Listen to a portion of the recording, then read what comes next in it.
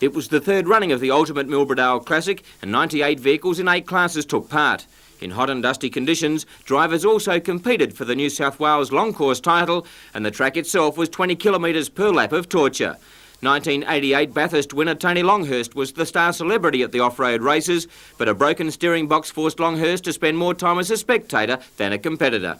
Kevin Waldock, who was 12th outright in his class at Bathurst this year, adapted to the untarred surface well to win Class 5. Glenn Scott's car was hard to miss with its bright paintwork. At the same time, it was a real mover and at one stage was pushing for an outright win. But it was Bill Croft who took the checkered flag in the New South Wales Long Course Championship. Croft also won the Man of the Mountain title for the fastest lap.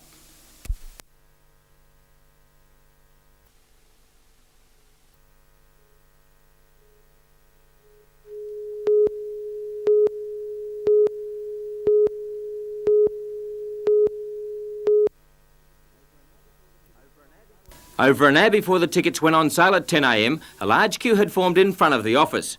And because of an extra 14 corporate boxes being built, there was a lot of seat juggling going on, with patrons unable to get the same 1989 grandstand seats.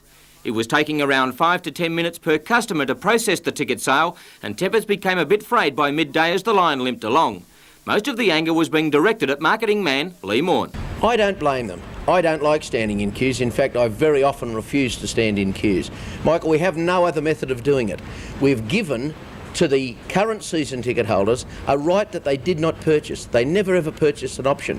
We've given them start on the general public, 1 week start on the general public. While some happy supporters trotted up the stairs to have a look at where they will be sitting next year at the Knights' home games, others were still angry at the wait. I'm paying someone wages while I'm here to pick up my tickets, and I thought half an hour in a queue would be not unreasonable. Well, I didn't expect to be waiting that long either. Because today's supporters were able to buy options on their seats for the 1991 season, management have guaranteed no more queues and also no more sponsors boxes will be built in the existing grandstand. These are the last we can put in. Michael, we could have turned all these seats into boxes and sold them to corporations. There's a queue to get in here. We're not just catering to corporations, we're catering to everybody in a very sensible light, and I hope the people understand it that way. While sympathising with the public today, Morn was nevertheless ecstatic about the response. Well, we're the only club that's got a queue to buy next season's tickets in October 1989 to buy 1990 tickets. I mean, there's no other. They're spewing down the road. They don't have any queues.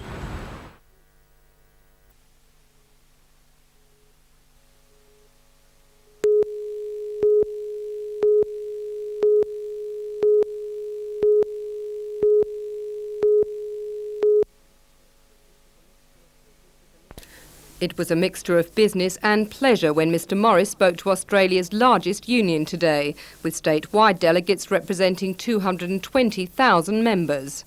It was a chance for him to air his concerns over the opposition's economic policy and to stress the importance of unionism in the restructuring of Australian industry. But it was also an opportunity to make union history as the first member to take out the opening honours. It's a very special pleasure. I've been a long-time member of this union. I joined here in Newcastle many, many years ago, and it's a special honour to be invited as the Federal Minister for Industrial Relations to open the national conference of my own union. Foremost in Mr Morris's mind was the role of women in the country's workforce, with current female employee numbers at a peacetime high. 70% of the members of the Shop Distributive and Allied Employees Association are women, and this gives the union an even greater responsibility to advance women's issues, he said. It's vitally important from government's view that in that process we break down the barriers to women getting ahead at work, and that means providing career opportunities for women in the restructuring of the Shop Assistance Award. It means providing for better training facilities for women.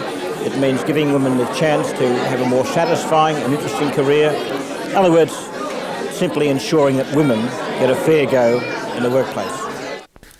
By 1992, he promises the number of government-sponsored childcare places will have trebled, and he encouraged employer-based childcare schemes, which he said would lift productivity and decrease absenteeism. This, he says, is all part of the modernisations within the union movement.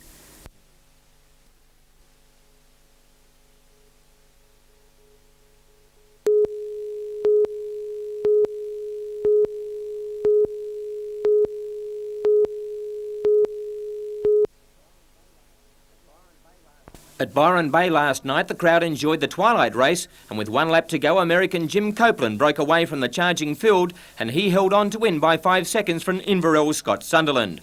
Copeland maintained the yellow jersey as the field headed out of Byron Bay bound for Grafton this morning.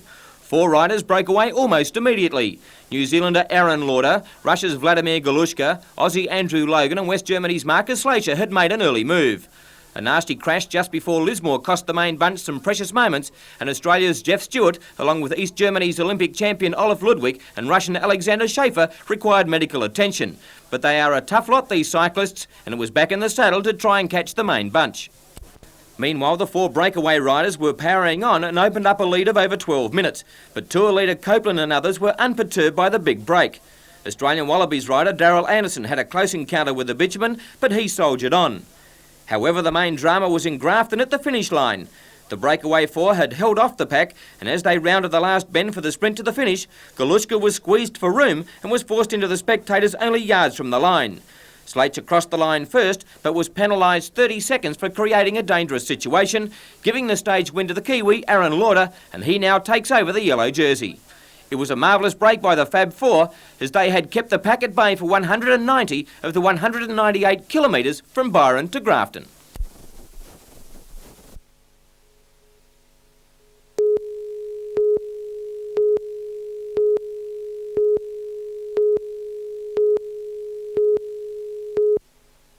That year, and also in 1985 in Toronto, Canada, won the World Masters Games. Okay, would you like to... You're competing with the elite from all over the world. The good thing about this regatta here in Australia...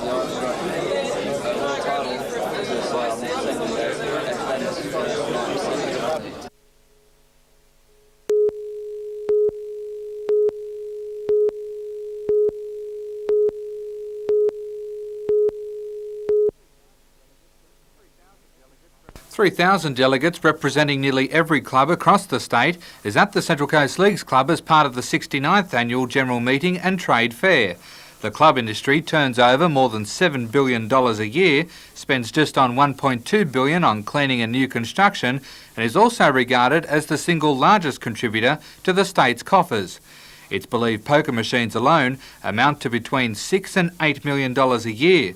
With such healthy returns, it's no surprise that many clubs are up in arms over moves to impose turnover taxes on the machines. Minister for Tourism Gary West, in opening today's annual meeting, says he cannot see any reason for concern. I don't think the question of turnover is wrong. It's about the rate, and providing the rate provides that equity, provides that simplicity, I think most people will be satisfied. While saying that many clubs won't mind the introduction of the tax but only the rate, minutes later Mr West said the government would overhaul existing club taxation rules but will not increase revenue to the government. In any change, it is not designed simply as a means of increasing revenue. I've told them that the basis of the discussion will be as a result of making it revenue neutral from the industry's point of view to government, and then we try and get through a more simplified and more equitable taxation system.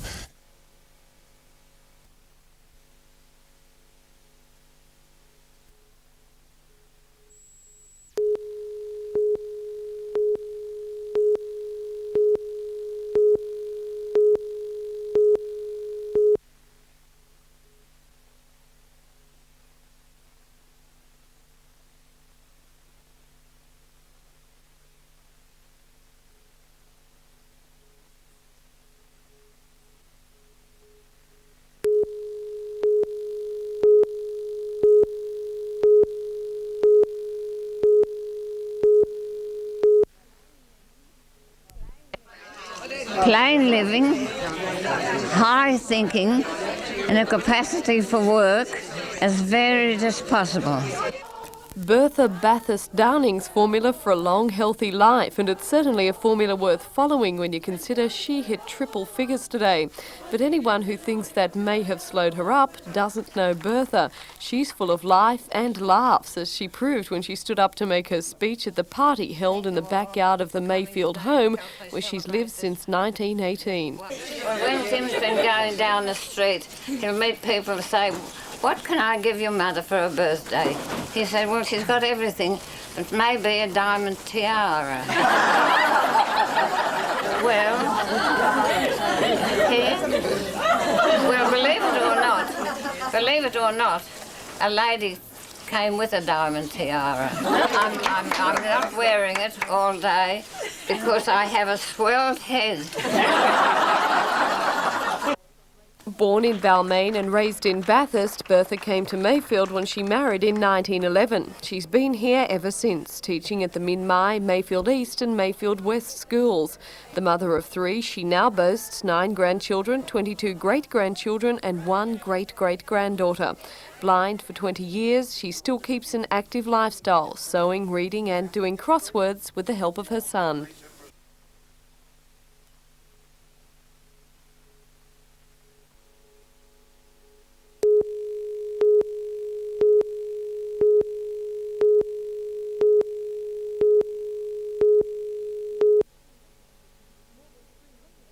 More than 300 independent teachers from the Hunter Valley and Central Coast met late this afternoon to vote on whether or not to take part in statewide rolling half-day stoppages next week.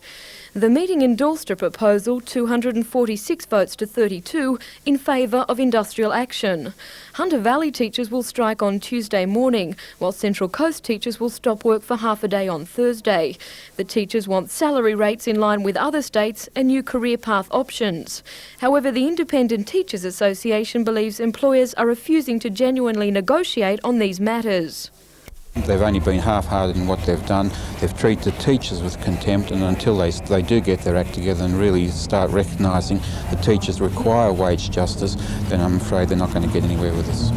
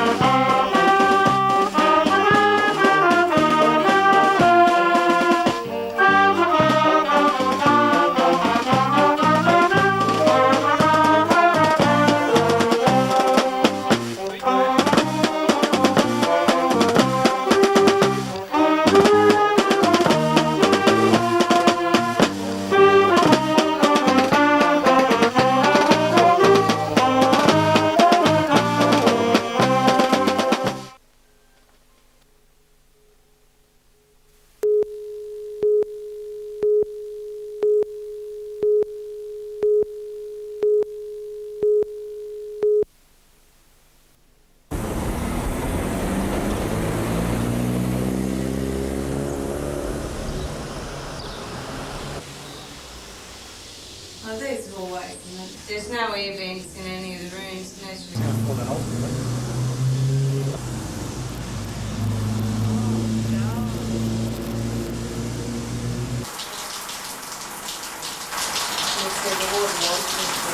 Then we have golden matches that we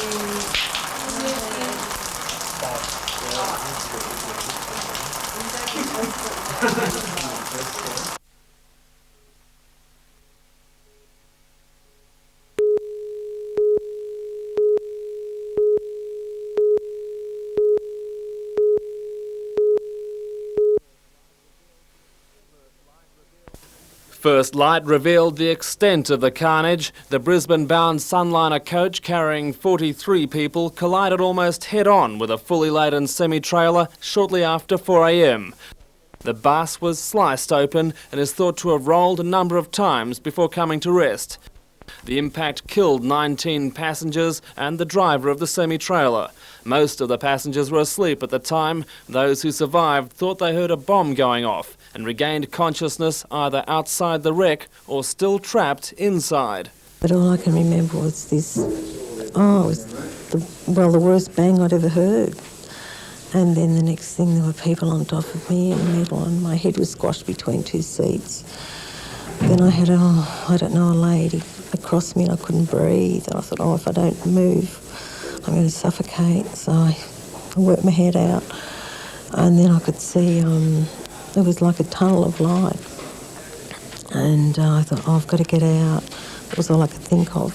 I was just lucky, very, very lucky, and I prayed when I got out of that hole. It was a devastating scene. They'd already when I just sort of come to where I was, there was quite a few bodies covered, and they were bringing out bodies, and they was putting them in one section and the injured in another section, and only about 5 or 6 people that actually walked away from it, including myself. Horrified emergency services who arrived first at the crash were quick to realise they were on the scene of a disaster. Well, I was at the Granville train disaster, and the comparison between these two accidents was eerie, to say the least. And we had people trapped under, people that we couldn't get at initially. We had the same thing at Granville. And in fact, the only good thing about this one, if you could call it redeeming feature about it, was that we were able to get them all out pretty quickly, whereas we couldn't at Granville. How did you cope with the situation? Oh, we coped. Yeah, we coped. The highway remained closed for several hours as rescue workers ferried the victims to one hospital after another. Some survivors were still being treated on the scene up to 3 hours after the crash. The less seriously injured patients were transferred to Maclean and Grafton hospitals. Those on the critical list were taken to Lismore Base Hospital. The crash is being described as the worst road accident in Australia's history. Although the deaths and injuries will have an effect on much of the nation, nowhere is it being felt harder than at Gosford, where many of the passengers embarked last night. Darren Curtis takes up our report.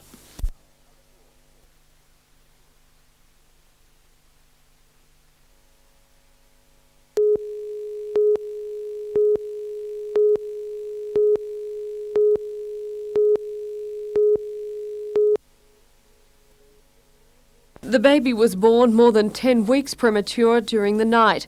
Immediately afterwards, the search was launched for an empty cot after neonatal facilities at the Waratah Hospital were found wanting.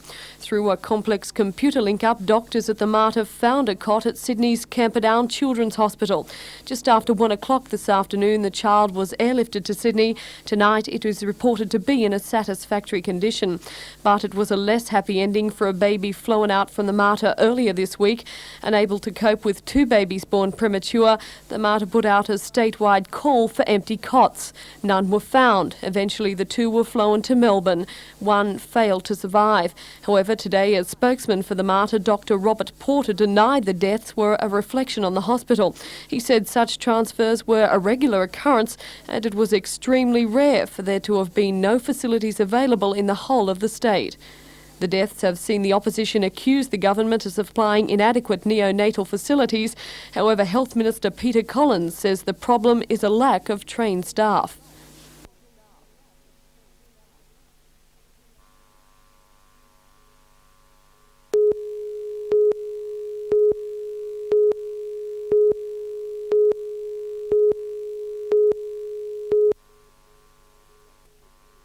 In its 5th year, Surfest has firmly entrenched itself on the world professional surfing calendar, with the event growing each year.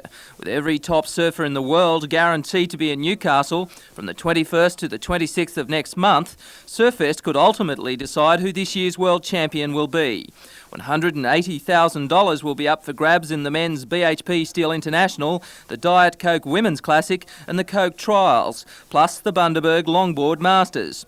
The juniors haven't been forgotten and they will contest the Pacific Dreams Peters Pro Junior, an international A-rated event. At the announcement today, Newcastle Lord Mayor John McNaughton acknowledged the work done in bringing Surfest to Newcastle.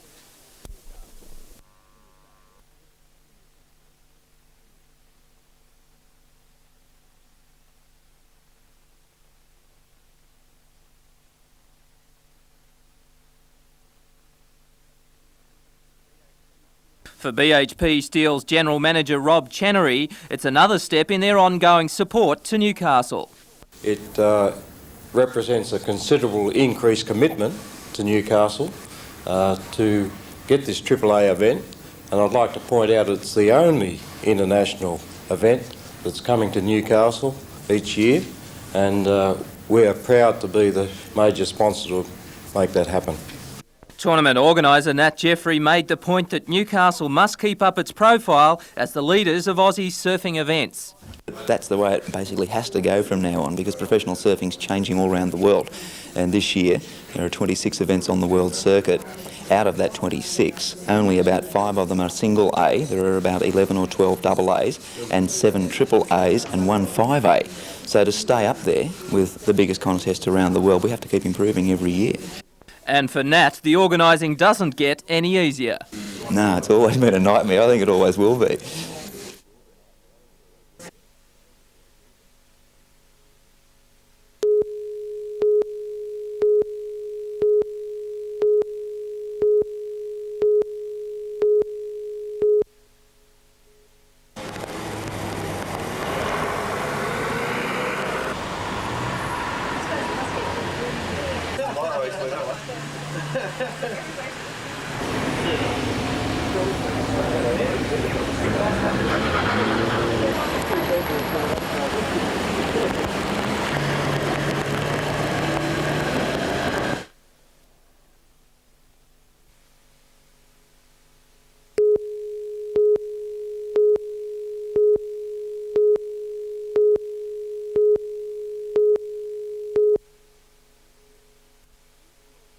These small kits are Hamilton Rotary Club's weapon in its war against colon cancer. For the next 5 days, they'll be distributing the kits through 18 stalls set up at shopping centres and pharmacies around Newcastle, Lake Macquarie and Maitland. Comprising just 3 small squares of cardboard and a spatula, specialist colon rectal surgeon Dr. Robert Downs says they're capable of detecting colon cancer in its early stages. And the person's asked to put paper in the loo, do their motion, take a little bit of the motion and smear it onto 2 small circles inside this container, and then just seal it over and deliver it to a chemist. Each year, 7,000 Australians die from colon cancer, yet Dr. Downs said very few people are aware of the symptoms. Blood in bowel motions is the most common sign, though changes in bowel habits and abdominal pains are also an indication. It's also 3 times more likely to be contracted by someone who had a close relative who suffered from bowel cancer. 98% of all cases detected early are curable, though although hundreds are already being treated in the Hunter, Dr. Downs is fearful there are many more who have colon cancer and don't know it. There's over 300 new cases of cancer of the bowel diagnosed in the Hunter region each year. And from what we know about the development of this disease, there could be as many as 1,000 people in this region right now who have a bowel cancer unbeknown to them.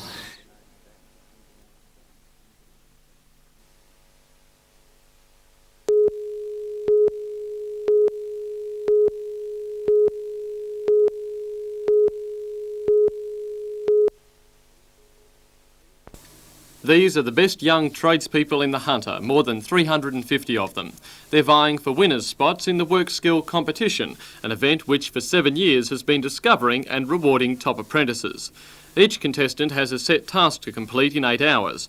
Points are deducted for the smallest error. The traditional jobs are well represented, but organisers also enjoy debunking the narrow definition of what is a trade. There's dressmaking, for example, butchery, and few days in the office are as stressful as this test of secretarial skills. The event is structured for the public, with wide walkways and clear views of the competitors. Newcastle was this year chosen as the first of 30 regional competitions, which means the winners here could have 2 years of competition ahead of them.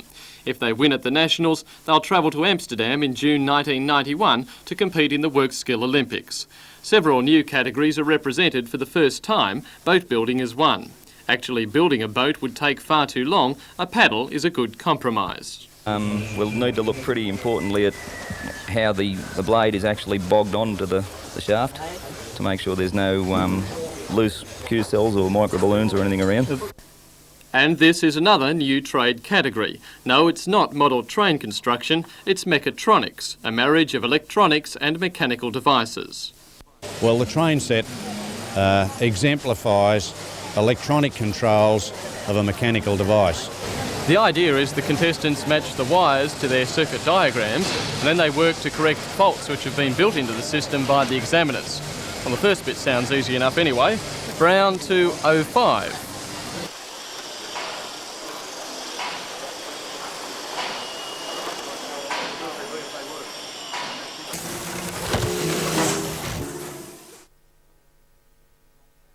Rosshampton, NBN News.